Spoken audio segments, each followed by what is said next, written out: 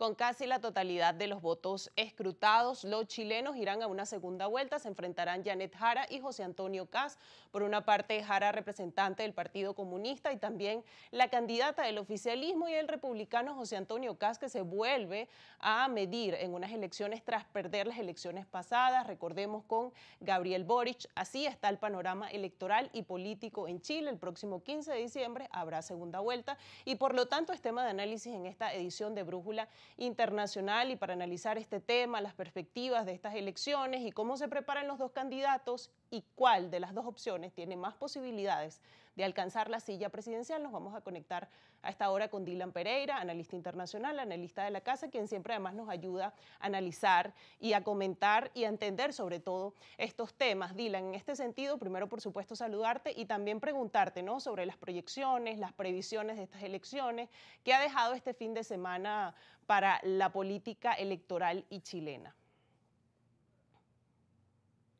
Muy buenas tardes, Nastasia, amigos de Brújula Internacional. Un placer saludarles nuevamente en este espacio. En efecto, ha sido una intensa jornada electoral en Chile, una elección marcada por la particularidad del voto obligatorio por primera vez desde el retorno de la democracia al país sudamericano en 1990, así como la inscripción automática en el censo electoral. Esto ha trascendido en una alta participación electoral. Más del 85% de los electores participaron en este proceso, que renueva el Congreso y también parte de la Cámara del Senado, así como la elección del nuevo presidente de la República en Chile.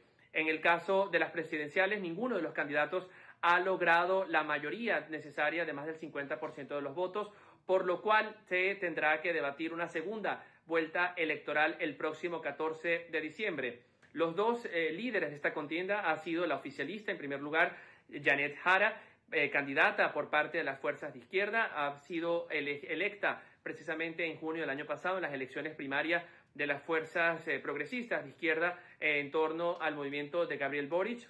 Además, ella sirvió en su gabinete como ministra del Trabajo durante más de 2 años y se enfrentará al derechista José Antonio Kast, abogado que intenta llegar por tercera vez al Palacio de la Moneda. Recordemos que incluso José Antonio Kast en las elecciones anteriores frente a Gabriel Boric había logrado ganar la primera vuelta electoral, pero termina perdiendo frente a Gabriel Boric en la segunda vuelta, particularmente por la intención de voto de los jóvenes y las mujeres en esa oportunidad.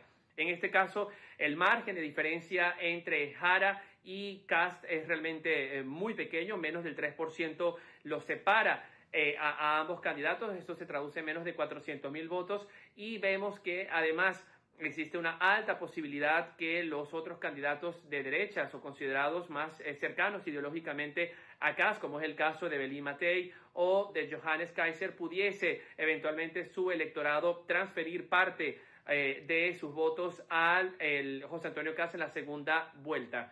Ha habido una gran sorpresa que ha sido precisamente el tercer lugar de estas elecciones, que lo ocupa Franco Parisi, un economista muy controversial, populista, absolutamente populista, que ha irrumpido la escena política chilena con un discurso incendiario y con un discurso absolutamente controversial en temas como derechos culturales o incluso sus propias referencias a la dictadura de Augusto Pinochet.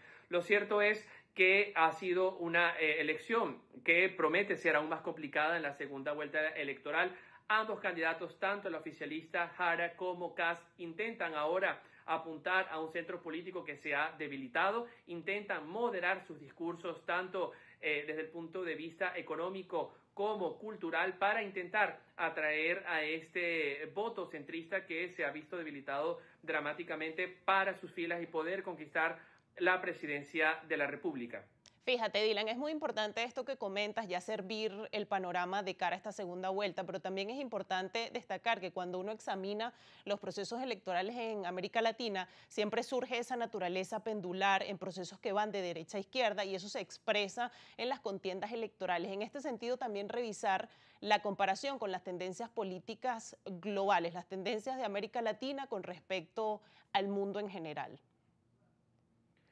Así es, Nastasia, las elecciones en Chile no han sido ajenas a las tendencias electorales y políticas recientes a nivel global. Por un lado, se ha confirmado al menos ya en el Congreso un viraje hacia las derechas con una coalición liderada por José Antonio Kast y Evelyn Matei del partido de la centro derecha. Esta tendencia que hemos visto en Estados Unidos, que hemos visto en la Unión Europea cada vez de forma más acentuada con los casos de Eslovaquia, Hungría y República Checa e incluso en el Cono Sur con la presidencia de Javier Milei en Argentina o Noboa en Ecuador, se ha confirmado ya en el Poder Legislativo en Chile un viraje hacia las derechas que en algunos casos son facciones más moderadas, pero en el caso particular de Chile también se confirma esta radicalización de los polos ideológicos.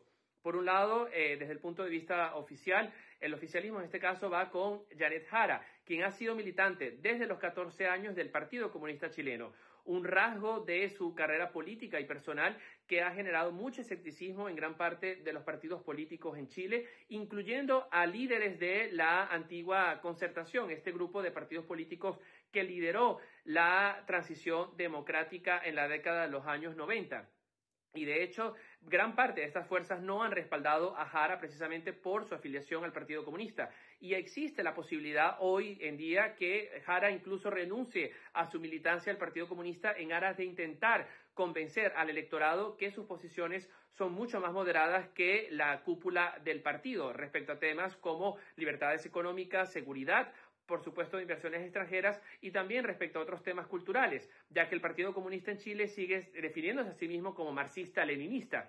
En el caso de la derecha hemos visto un avance muy significativo de personajes como Kaiser, cuyas interpretaciones de la historia chilena son absolutamente controversiales, incluso haciendo apologías al propio Pinochet. En el caso de José Antonio Kast, ha intentado rebajar un poco el volumen de sus afirmaciones al respecto. En contiendas anteriores, en el 2017, llegó a afirmar que votaría por Pinochet si estuviese vivo. Hoy en día se ha distanciado de estos comentarios, pero también confirma esta tendencia de radicalización del espectro político. Y por otro lado, otra tendencia que se ha confirmado en Chile es la irrupción de estos movimientos populistas, outsiders, como el caso de Franco Parisi, quien logra el tercer lugar hacia las elecciones. Esto no había sido previsto por ninguna encuesta, y este discurso incendiario anti-establishment le ha permitido tener esta coalición de fuerzas y de momento no ha ofrecido su apoyo a ninguno de los candidatos. Y es allí precisamente en este núcleo de más del 20% del electorado al que seguramente apuntarán los esfuerzos de campaña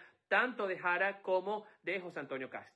Importante destacar además, Dylan, que adicionalmente a la radicalización del espectro político, también hay que revisar un tema clave que ha ocurrido en estas elecciones y es cómo las demandas sociales como temas principales han ido migrando a temas secundarios. Esto también será parte del análisis que haremos con Dylan Pereira, se conecta con nosotros desde Portugal, revisando las elecciones en Chile, esta primera vuelta, que al final se definirá este proceso electoral el 15 de diciembre, cuando finalmente Chile conozca quién será su próximo ejecutivo. De esta forma vamos a hacer una pausa en esta edición de Brújula Internacional y al regreso seguimos conversando con Dylan Pereira.